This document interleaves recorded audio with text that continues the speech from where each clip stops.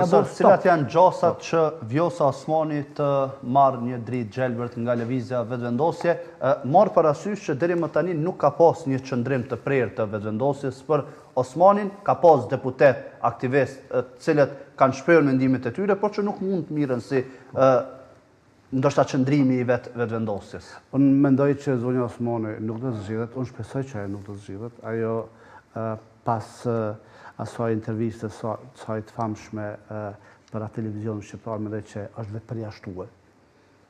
Deklaratat e saj aty kanë qenë mendoj skandaloze. Ajo në një renon 2 muaj më herët ka thonë që unë e kam përcaktuar datën e zgjedhjeve për shembull. Si ka dashur Kurti? Po, jo, atë ka thonë sepse kam obligim kushtetues me gjetë një datë e cila ju kanë vendosur numrin më të madh të qytetarëve të Kosovës, që unë i kam besuar. Sa 2 muaj më vonë del thotë që jo, unë e kam bërë për dikon tjetër. Domthonë ajo tregon që ka qenë ndikume, që është keq. Një president nuk duhet me qenë ndikum, absolutisht, dhe pa marrë parasysh kush është ai nuk duhet me pas edhe një mundësi. Për ata është presidenti, me kontrolluar pushtetin ekzekutiv në mas caktuar, po jo me qenë opozit, sepse nuk mundet me qenë opozit presidenti edhe qeveria. Posaçërisht politikën e jashtme, posaçërisht politikën e jashtme ku presidenti është udhëhec formal. Profesor, po thoni se nuk ka gjasa fare që të konsiderohet Vjosa Osmani? Unë nuk besoj absolutisht që unë më shumë pres që sepse propozime tjera nuk... Dhe ishte një përgjigje e vetëvendosjes se tha mbledheni në nënshkrimet e nevojshme për ta propozuar dhe propozojeni. Mendoj që lëvizja vetëvendosje veç se po i sfidon, sepse ajo e din që ne i dim se LDK-ja nuk i kanë numrat për ta propozuar. Sigurisht që në këtë fazë është më shumë duke u luajt me çështjen e menaxhimit fajt për dështimin e zgjedhjes, e cila mendoj që do të jetë pastaj emocionin kolektiv dhe atuja kryesore në zgjedhjet e ardhshme, sepse çka do të thojnë këto partitë, çka ka ndodhur. Sa i përket zonjës Osmani, unë edhe para se t'i skadonte zonjës Osmani pikërisht në studion tuaj pa ta deklaruar dhe pa ta thënë që zonja Osmani më nuk do të jetë as kandidate për presidente. Dhe posaçërisht nuk do doja që zonja Osmani veçanërisht të jetë presidente e vendit në këtë kohë. Për arsye sepse e njëjta ka dështuar në politikën e jashtme, ka qenë totalisht e një anshme dhe ka qenë një lloj notere e zotit Kurti për një periudhë të gjatë, dhe si e tillë presidentja nuk guxon dhe nuk duhet të jetë aty. Roli i saj duhet të jetë unifikues, duhet të jetë dhe duhet ta unifikojë gjithë spektrin politik, të zhvillojë politikën e jashtme më shumë. Çfarë ka ndodhur gjatë mandatit të zonjës Osmani? Kemi pasur një politikë të jashtme, të gabuar, e cila na ka sjellur në sanksione, e cila na ka sjellur në një situatë shumë të vështirë para botës dhe nuk kemi arritur që ta antarësojmë në asnjë organizatë ndërkombëtare.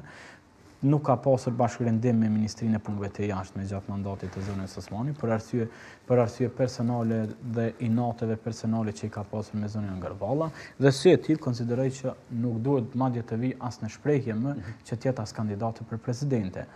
Deklarimi i vetëvendosjes se sigurojnë ju numrat, sigurojnë nënshkrimet për zonjën Osmani dhe kandidojeni, mendoj që është lojë politike, lojë fjalësh, provokimi emocionit kolektiv të shoqërisë tonë, për arsye sepse ata e dinë që Lidhja Demokratike nuk ka mundësi që t'ia sigurojë nënshkrimin e zonjës Osmani, madje që të jetë as kandidate, dhe Lidhja Demokratike e dinë që ato nënshkrime nuk mund t'i merr as të PDK-ja, për arsye sepse dihen hendeku i madh që është mes PDK-s dhe zonjës Osmani.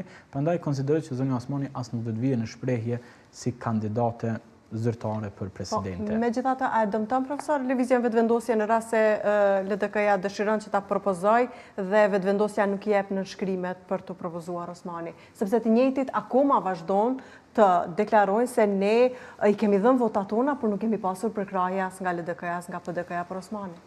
Po tash duke di, nështë edhe mund ta dëmtojnë në mas të vogël, por nuk besoj që sentimenti i Vjosa Osmani është i rëndësishëm. Sepse apo përdoret kjo nga LDK-ja për ta dëmtuar? Po LDK-ja është në pozitë të keqe dhe në farë mënyrë është duke lyp në tonë anë ndihmë. Po, kështu që tash është edhe me zonjën Osmani, e cila nuk mendoj që gjithsesi i krijon sinergji pozitive, sepse mos harrojmë ajo ka armiq të mëdhenj brenda lidhjes demokratike. Krijon fragmentim. Absolutisht, Bile prej shpesh po figurave kryesore. po përmendet të shpesh që kandidatuar. mundet me varë deri te në ndamin lidhjen demokratike, sepse para 5 viteve ajo ka qenë në një mënyrë udhëhecja e asaj lëvizjes e cila e ka përgjysmuar pak a shumë lidhjen demokratike. Sigurisht që nuk ka qenë ajo vetëm, sepse ka qenë një momentum i tillë i cili ka qenë i përshtatshëm për një lëvizje të tillë, por se kjo ka qenë e personifikuar me zonjën Osmane dhe ata votues, unë dëgjova një ditë edhe këtë zonjën Hikmet e Bajrami, tha çka ju thojmë, tha 118.000 votuesve të cilët përkundër asaj që ajo ka lëviz, ata kanë mbet me neve. Çka kena më thonë aty? Edhe gjatë fushatës e fundit zonja Osmani ka qenë një lloj mbështetje e Zotit Kurti. Na kujtohet dalja e saj nëpër komunat e Kosovës. Ka qenë edhe në komunat. Pra pritet që Ka qenë edhe në komunat tjera. Po, veç ka qenë një lloj sepse zonja Osmane, qëmë sinqert, ajo zonja Osmane, qëmë sinqert, ajo vazhdimisht prej ditës parë kur zgjedh presidenti, ajo ka menuar për fundin e mandatit, edhe ajo e ka pas qartë që ajo nuk do të shkon në shtëpi pas përfundimit të mandatit. Ajo është shumë dinamike, edhe ndoshta ajo në një formë apo tjetër është mirë mu kthyer në politikën aktive në Kosovë. Le të kthen, le të matet, është dinamike. Partitë opozitare, posaçërisht Lidhja Demokratike, ka problem të madh me leadership. Ndoshta edhe i ndihmon diçka. E këtu profesor, a i ndihmon sepse përmendet që mundet ndoshta edhe ti përçaj akoma më shumë dhe ta ndajë ndoshta LDK-n. Ky është rreziku. Më ndodh që njerëz caktuar me të lidhjes